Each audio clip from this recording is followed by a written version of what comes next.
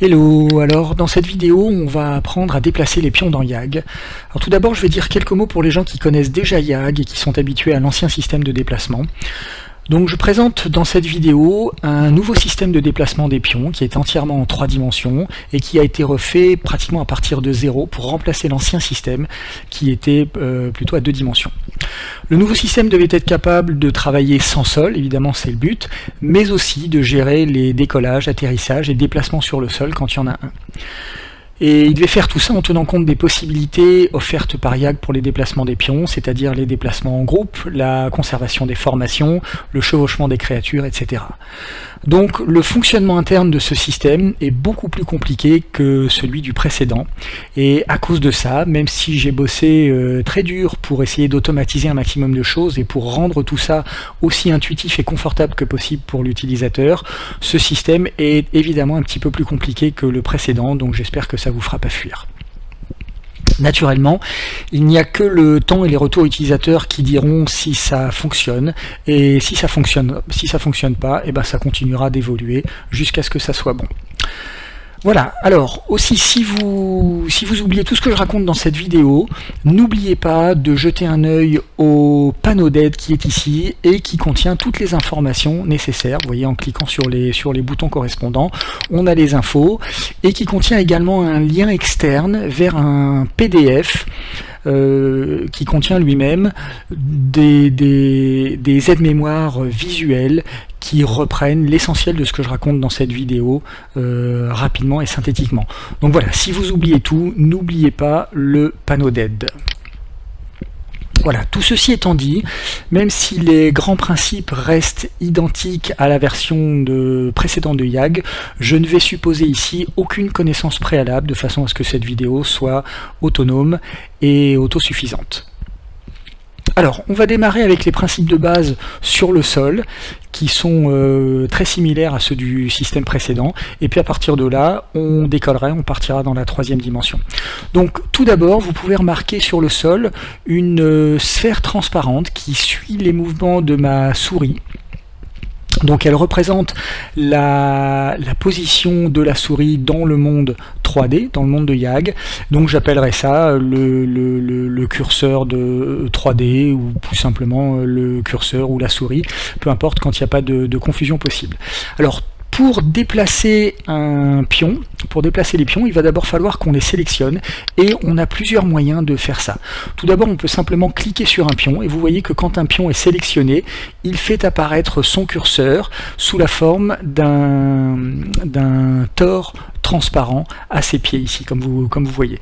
Alors on peut ensuite cliquer un autre pion, ce qui fera disparaître toutes les sélections précédentes, sauf si on maintient la touche CTRL enfoncée, ce qui va rendre le processus de sélection additif ou subtractif, et qui va nous permettre de sélectionner les pions un par un sans désélectionner les précédents. Ok, on peut également utiliser le cylindre de sélection. Alors c'est un cylindre qui apparaît quand on clique sur le sol, et quand on déplace ensuite la souris, l'extrémité du cylindre va suivre les déplacements de la souris. Et ensuite, tout ce qui est contenu à l'intérieur du cylindre sera sélectionné, comme vous pouvez voir. Enfin, une fois qu'on a sélectionné un pion, on peut sélectionner tous les pions qui lui sont identiques en appuyant sur CTRL A, ce qui va faciliter les choses pour les sélections de groupe, comme vous imaginez. Ok, donc vous sélectionnez un pion, CTRL A, tous les pions identiques sont sélectionnés. Et puis pour finir, quand on veut nettoyer complètement la sélection, c'est-à-dire quand on veut désélectionner tout ce qui a été précédemment sélectionné, il suffit de faire un clic long sur le sol, ce qui revient à faire un cylindre vide, voilà, qui va désélectionner notre sélection précédente. Voilà, une fois que les pions sont sélectionnés, la seule chose qu'il y a à savoir, c'est que quand on va maintenir le bouton droit de la souris enfoncé, donc un clic droit maintenu, eh bien les curseurs des pions vont suivre le curseur de la souris, et puis quand on va relâcher le clic droit, les pions vont rejoindre leur curseur, et c'est comme ça qu'on déplace les pions. La dernière chose qu'il y a à savoir, c'est que lorsqu'on maintient le clic droit enfoncé et qu'on contrôle les curseurs des pions, on peut faire tourner la molette de la souris en haut ou en bas pour faire tourner la formation des curseurs. Okay, donc ça nous permet de maintenir la formation des pions quand on les déplace. Voilà. Alors on a un certain nombre d'options disponibles à propos de ces outils de sélection. Donc la première chose, c'est qu'on peut changer leur couleur. Ça peut être utile en fonction de la couleur du sol sur lequel on est. Donc par exemple, on peut ici passer en rouge. Vous voyez que les outils deviennent rouges. On a quelques couleurs disponibles. Le défaut, la couleur par défaut, c'est le bleu.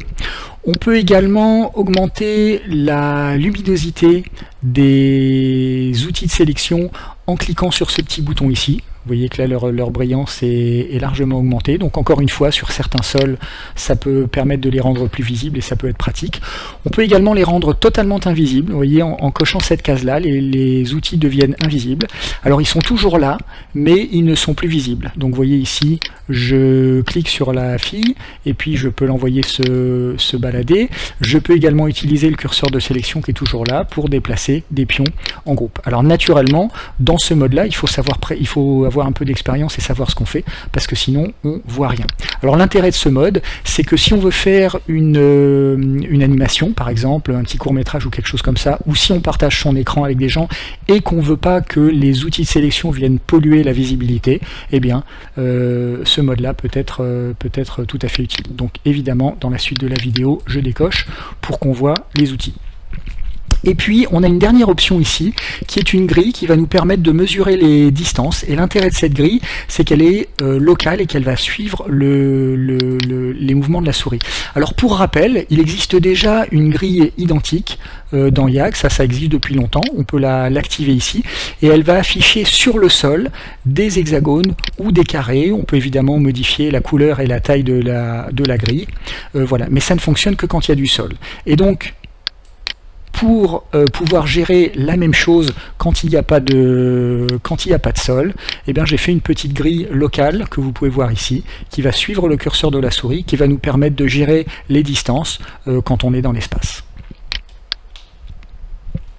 Ok, on va supprimer la grille. Donc on sait maintenant se déplacer sur le sol et puis on sait utiliser les options des outils de sélection. On va maintenant décoller. Alors pour ce faire, c'est très facile. Pour envoyer le curseur, finalement je vais avoir besoin de la grille, puis on va la rendre bien brillante. Voilà. Donc pour déplacer le curseur verticalement, il suffit d'appuyer sur T et vous voyez que les déplacements, quand je bouge la souris, sont faits désormais verticalement. Donc vous voyez que en jouant avec la touche T ou pas, je peux en appuyant sur T me déplacer verticalement, en relâchant la touche T me déplacer horizontalement, et donc je peux envoyer mon curseur partout où j'ai envie dans l'espace extrêmement facilement. Donc ça reste valable évidemment lorsque je déplace un pion, et donc là on ne devrait plus avoir besoin de ça. Hop. Et donc vous voyez, une fois que la fille est sélectionnée, je peux avec la touche T l'envoyer dans l'espace comme ça, la faire décoller et puis ensuite la déplacer comme je veux dans les 3 dimensions. Voilà. Donc on sait maintenant se déplacer sur le sol et on sait s'envoler. Il nous reste à apprendre à atterrir. Alors on a 2 moyens pour faire ça. Le premier, c'est quand un pion est sélectionné. Je vais rendre le truc un peu plus brillant, peut-être pour la vidéo, ça sera plus pratique. Quand un pion est sélectionné, si j'appuie sur T et que je double-clique, eh bien ça le renvoie au sol, donc ça va le faire atterrir verticalement. Donc ça c'est un moyen d'atterrir qui est purement vertical. Donc on va redécoller maintenant pour vous faire voir le deuxième moyen d'atterrir. Alors ce deuxième moyen, c'est une nouvelle option dans YAG qui n'existait pas avant et qui va nous permettre de basculer entre le mode air et le mode sol, le mode aérien et le mode au sol, si on peut dire ça comme ça. Donc pour ça on a 2 nouvelles touches sur le clavier, la touche X et la touche C. Alors X va forcer le curseur à suivre le sol. En fait je vais réafficher la grille, elle est quand même bien pratique au moins pour cette vidéo. Donc vous voyez que si j'appuie sur X, eh bien le curseur va suivre le sol et vous voyez que la grille va se lever et s'abaisser suivant les contours du relief. D'accord? Donc là, vous voyez que le curseur est en train de suivre le sol. Et si j'appuie sur C au contraire, je vais me mettre au niveau du pion qui est sélectionné. Donc ça me permet de revenir dans le plan du pion. Donc vous voyez que là, si j'appuie sur X, le curseur suit le relief au sol, d'accord. Et si j'appuie sur C, je reviens dans le pion de la petite cosmonaute. Donc je peux la déplacer horizontalement, très facilement. Et en appuyant sur X, je peux la faire atterrir partout où je veux, précisément en visant facilement. Donc là, vous voyez, je la fais atterrir à flanc de montagne, où elle va aller atterrir avec grâce et élégance. Voilà, eh bien je crois qu'on sait tout ce qu'on devait savoir, donc je vais pouvoir arrêter la vidéo ici. Je vous remercie d'avoir regardé, j'espère que vous l'avez apprécié, puis si c'est le cas, comme d'habitude, on se retrouve dans la prochaine avec grand plaisir. Merci, ciao.